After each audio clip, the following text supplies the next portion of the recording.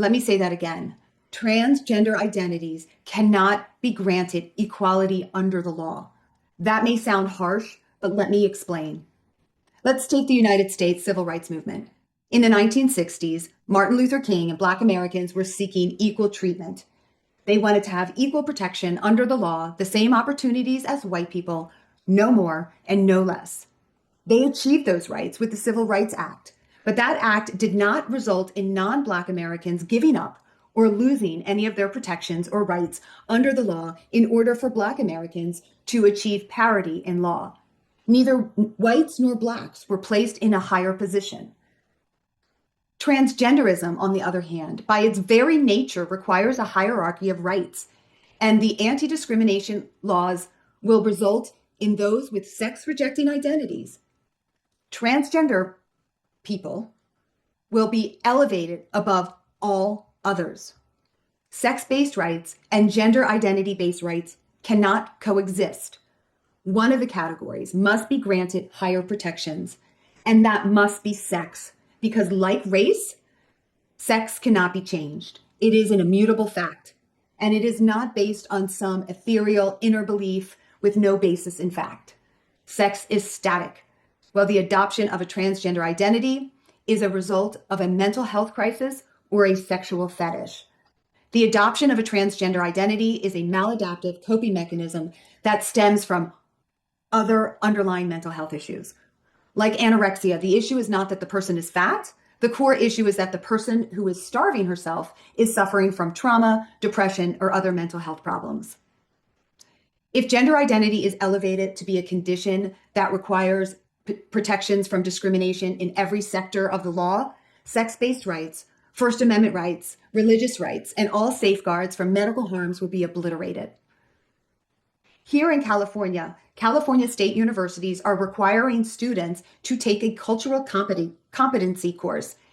It is mandatory, and what also is mandatory is that the student must achieve 100% on the test before he or she can register for classes. One question that must be answered is whether it is harassment to refuse to use another student's preferred pronouns or name. And that student, whether they believe it or not, must answer that question yes in order to enroll in a state school. In Colorado this year, they passed a law that makes it illegal to call a male a man if he wants to be seen as a female. California also has laws that do not permit females to hold female spaces or female events just for females.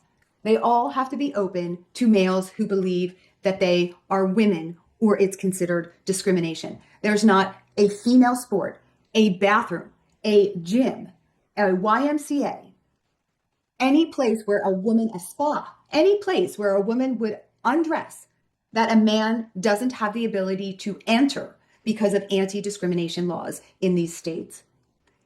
California passed a law this year that seals records of sex marker changes and will fine people and the press for revealing those records and provide a limitless amount of punitive damages should they be prosecuted.